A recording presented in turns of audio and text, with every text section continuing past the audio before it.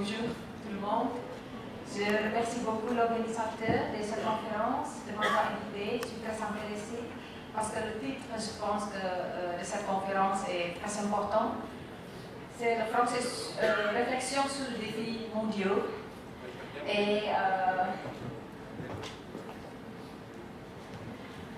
ma présentation est intitulée La contestation du français parmi d'autres langues étrangères en Indonésie. J'ai pensé à ce titre parce que j'ai des arguments que la langue et la culture s'évoluent parallèlement avec la dynamique de la politique globale, nationale et locale. L'utilisation de l'anglais, du français, de l'espagnol en tant que langue officielle des Nations Unies, par exemple, ne peut pas être séparée de la situation historique de la guerre mondiale et du colonialisme à ce moment-là. Alors il s'agit aussi de la politique publique des pays pour promouvoir leur identité nationale à l'extérieur du pays. Et cette politique culturelle a aussi un objectif économique. On voit par exemple la politique culturelle n'introduit que la langue, mais également la culture. Cela se voit par exemple des activités culturelles, beaucoup de centres culturels. Anglais, français et espagnol, je pense que c'est trois langues importantes ayant des centres culturels dans tout le monde entier. Le centre culturel français est fondé par exemple depuis 1907. L'Alliance française, tandis que c'est hors de l'organisation gouvernementale, est fondée en 1883 avec le subside du gouvernement en 2003. British Council est fondé en 1934. Instituto Cervantes assez tardif en 1991. Même l'Allemagne aussi pratique cette politique culturelle en fondant Goethe-Institut en 1951. Alors, c'est très important maintenant, qu'est-ce qui se passe en Indonésie avec ces politiques culturelles, parce qu'il faut compenser aux audiences indonésiennes, qu'est-ce qui se passe avec aussi la politique intérieure. Alors, cette politique culturelle pratiquée en Indonésie a des liens avec la politique nationale en Indonésie. Ce n'est pas seulement la politique éducative, bien sûr, mais c'est aussi la politique en général. Alors, je vais vous montrer comment ça se passe avec la politique du nouvel ordre de président Suharto depuis 1968 jusqu'à 1998. Le gouvernement nationaliste de Suharto considère la langue étrangère comme une petite partie seulement de la connaissance. Elle n'était pas trop importante. Alors c'est bien si on parle français, c'est bien si on parle allemand, mais pas trop. Parce que ce qui est important, c'est de parler indonésien. Alors ça s'explique pourquoi à ce moment-là, les Indonésiens ne parlaient pas vraiment anglais. Tandis que l'anglais était déjà enseigné depuis le collège, et puis le français et l'allemand étaient enseignés dans les lycées. Mais ça explique la présence des centres culturels français et allemands à ce moment-là, qui est accepté, mais pas totalement.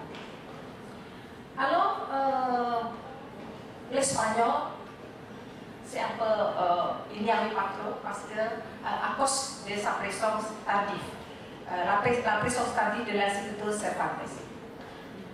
Mais comment avec l'ère de réformation actuellement? Il ne faut pas oublier qu'il y a des caractères assez spécifiques de l'ère de réformation.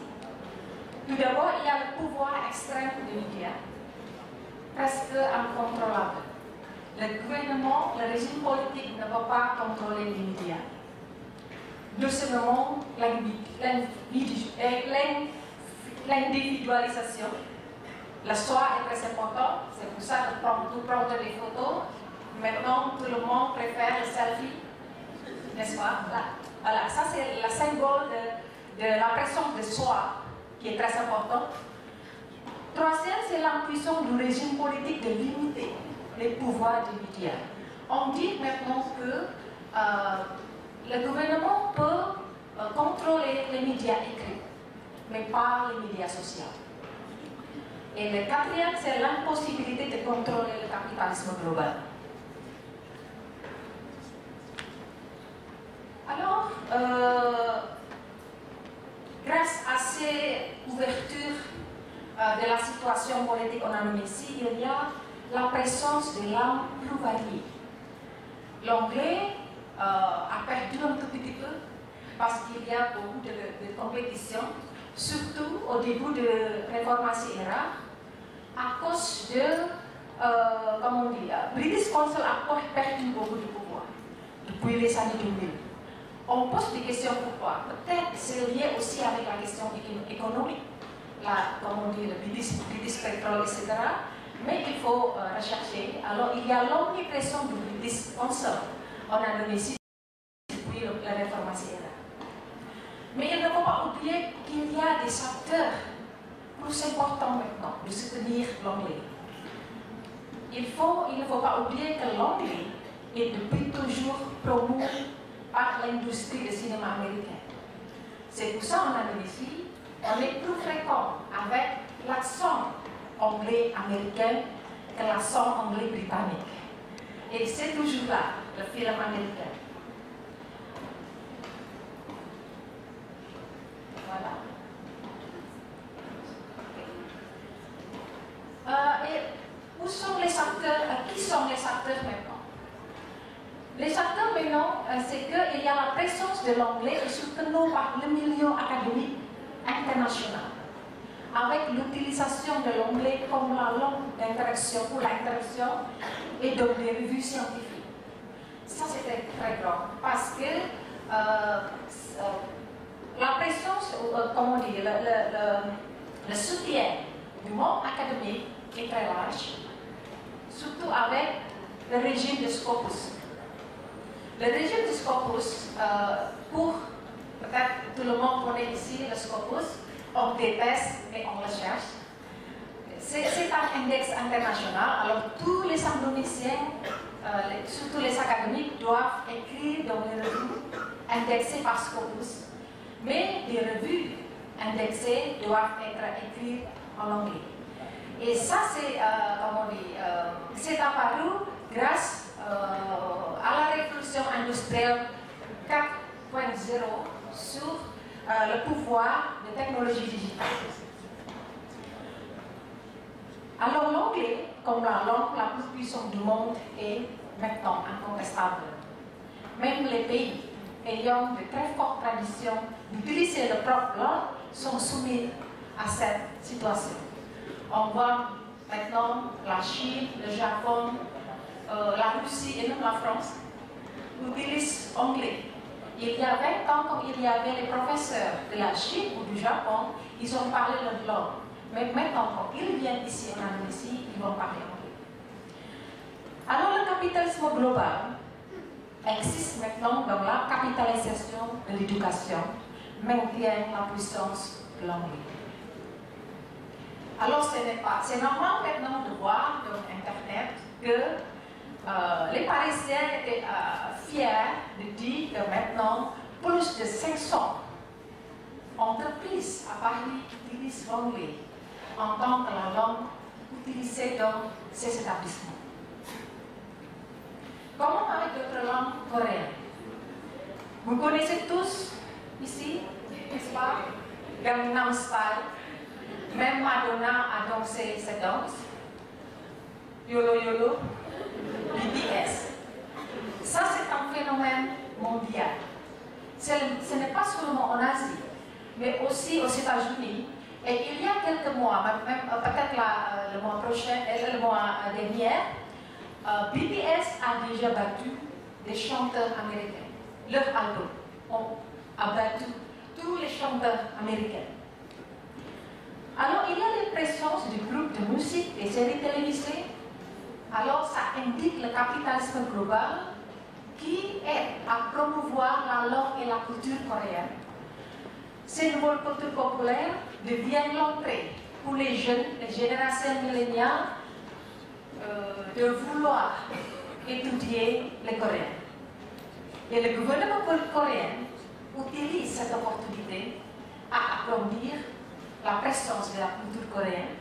Par exemple, maintenant le gouvernement coréen a fondé beaucoup de facultés dans les universités et le nom des facultés est les facultés des contenus culturels, la faculté of content culture.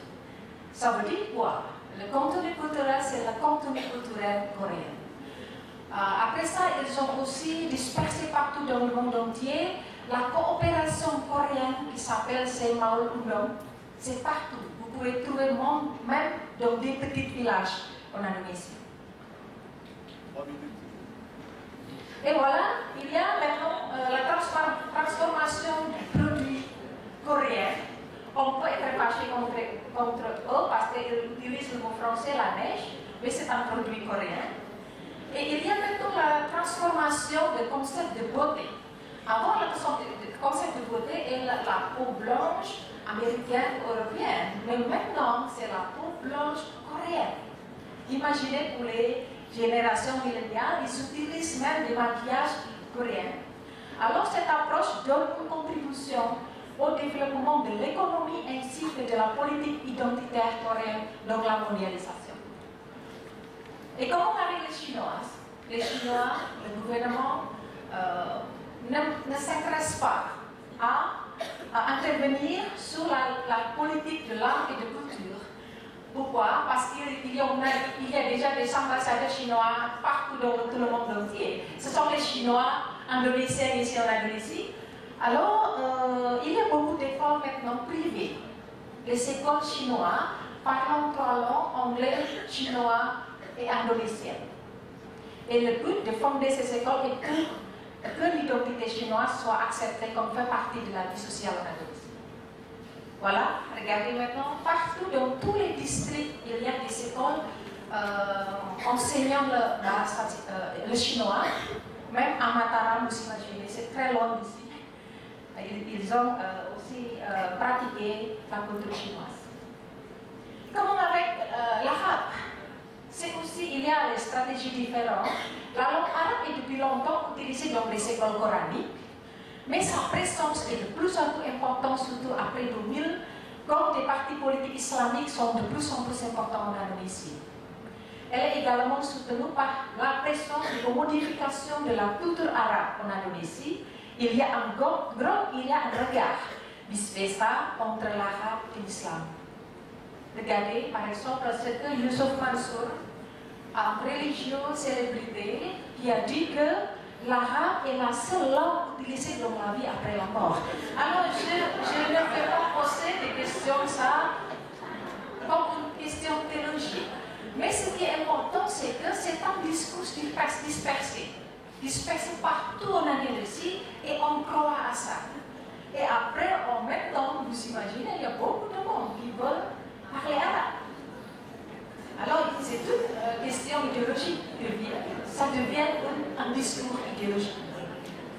Et aussi, c'est soutenu par le capitalisme global. Il y a les Turcs, les écoles turques, il y a des écoles égyptiennes, etc. Voilà. Pourquoi dire le français? Bon, le français, d'après moi, doit se situer sa position parmi ces contestations pour assurer son existence en Indonésie. Il faut penser qui sont les publics ciblés. Avec qui doit-on travailler ensemble? Par exemple, dans le monde académique, les écrivains français dominent les discussions théoriques, même plus que les théoriciens américains, allemands, etc., australiens. La politique culturelle en utilisant les penseurs français est toujours actuelle. Alors il ne faut pas dire que les Français ou les œuvres français est difficile, parce que ça va créer la barrière psychologique pour les gens qui veulent apprendre le français. Voilà, peut-être vous connaissez tout le monde, je pense, Foucault, Derrida, Baudrillard, Bourdieu, partout, et des milliers d'académiciens, depuis licence, master, jusqu'à doctorat, ils connaissent ces pensées, ces penseurs. Mais la question c'est, après Bourdieu, qui va représenter la France? Merci beaucoup.